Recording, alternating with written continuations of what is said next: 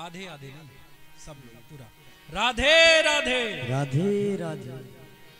जब महाराज विक्रमादित्य सम्राट बन गए, उनका राज्याभिषेक हो गया, उनके पास बहुत कोई व्यापारी रहता, कोई राजनेता बन रहा होता, कोई युवा नेता, अभी नए नए कुर्ता पैजामा सिला करके निकले कोई युवा नेता, वो भी पहुंच गए उपहार देने।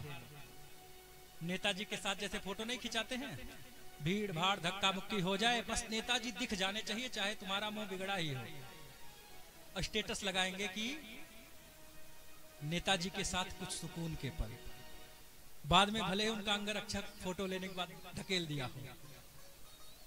ऐसा जैसे आज चल रहा है, पहले भी हुआ करता था। कोई व्यापारी उपहार लेकर जाता, हर तरह के लोग सम्राट के पास उपहार ले जाते। प्रातः काल जब विक्रमादित्य संध्या वंदन कर लेते, अपने आसन पर बैठते। बोलो राधे राधे। उस समय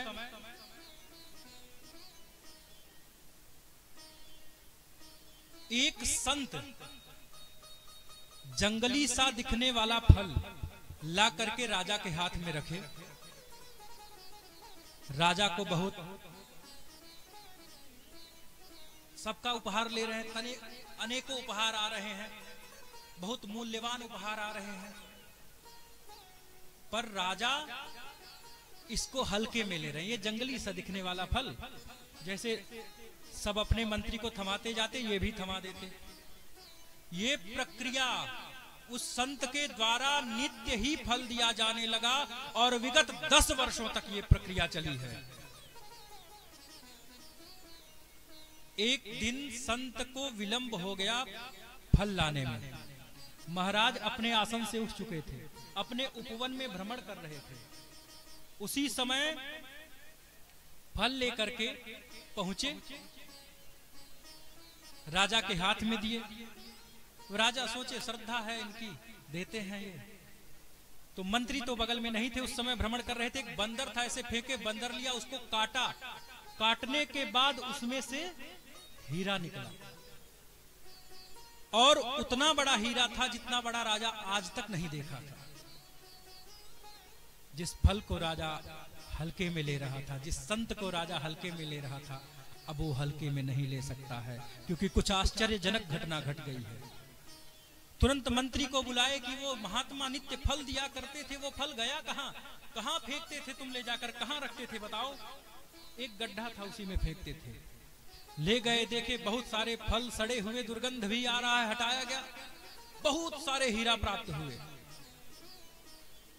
तो आप लोग चर्चा उधर कर लीजिए, मीटिंग, आवाज नहीं आनी चाहिए।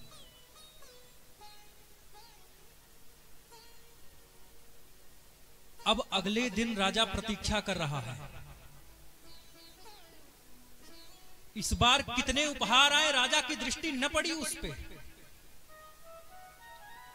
उसी वृद्ध संत का प्रतीक्षा आए, फल नहीं छुए, हाथ पकड़ लिए। महाराज क्या बात है, आप इतने अमूल्य फल को दिया करते थे, मैं जंगली समझ करके उसे फेंक दिया करता था, मुझे बताओ इसका रहस्य क्या है? आपने एक दिन भी बताया क्यों नहीं मुझे? मुस्कुराते हुए संत ने कहा, अब बताऊंगा। अपने से बताने लग जाता, समझना, अपने से बताने लग जाता तुम शायद न सुनते। अब तुम पूछ रहे हो, अब तुम पूछ रहे हो, अब तुम सुनोगे। ये जो फल है ये जिंदगी है,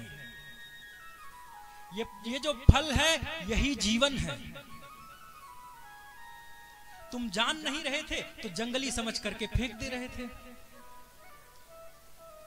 जैसे फल जंगली समझ के फेंक दे रहे थे, ऐसे राजन तुम एक एक दिन जंगली फल समझ करके फेंक दे रहे हो।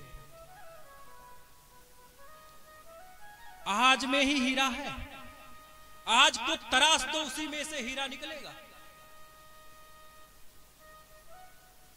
हम लोग विद्यार्थी जीवन जी रहे हैं, ये सत्य है। कहीं ना कहीं हम लोग चूकते जा रहे हैं, कल कल कल करके। हम गृहस्थ जीवन जी रहे हैं। पता नहीं कौन सा ऐसा दिन आएगा जिस दिन से हम भजन करना चालू करेंगे, भगवत भजन करना चालू करेंगे। पता नहीं कौन से दिन की प्रतीक्षा कर रहे हो कि अब हम जीवन में पराक्रम करेंगे। अगर हम गृहस्थ हैं तो हम भगवान का पूजा पाठ, सत्संग और नाम संकीर्तन करेंगे। ये सोच रहे हो कब से करोगे। विद्यार्थी हैं, कल कल पे टाल रहे हैं। जो भी हमारा लक्ष्य है एक एक दिन करके बर्बाद कर रहे हैं। वैसे ही जंगली फल, एक एक दिन एक एक जंगली फल फेंक रहे थे। अब तुम्हें समझ में आया वो जंगली फल नहीं, वह हीरा है, तो उसका महत्व दोगे।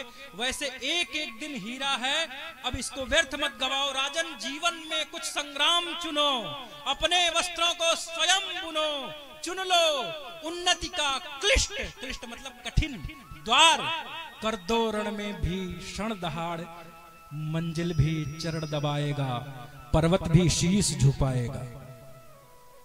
मुख्य यजमान, बात गंभीर सुनो।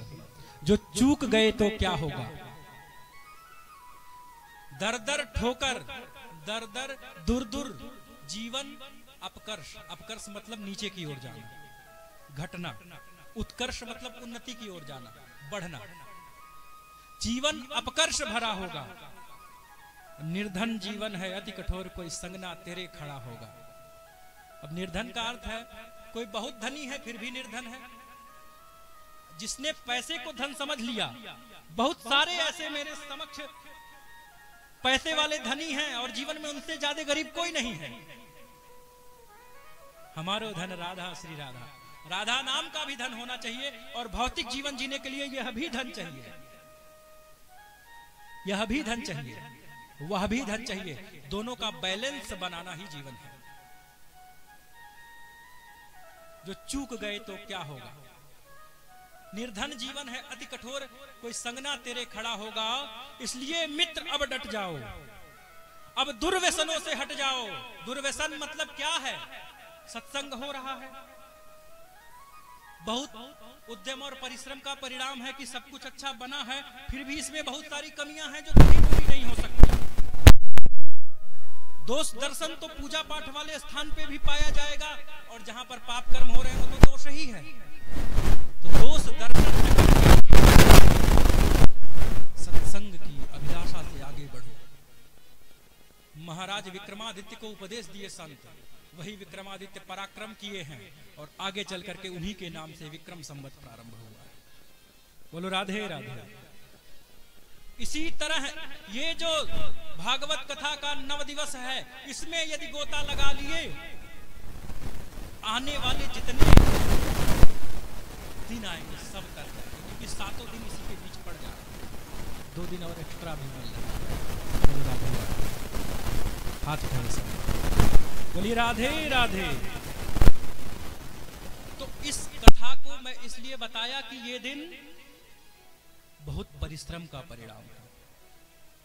भाग्योदयेन बहुजन्म समर्जितेन सत्संगमं च लभते पुरुषो यदा वै।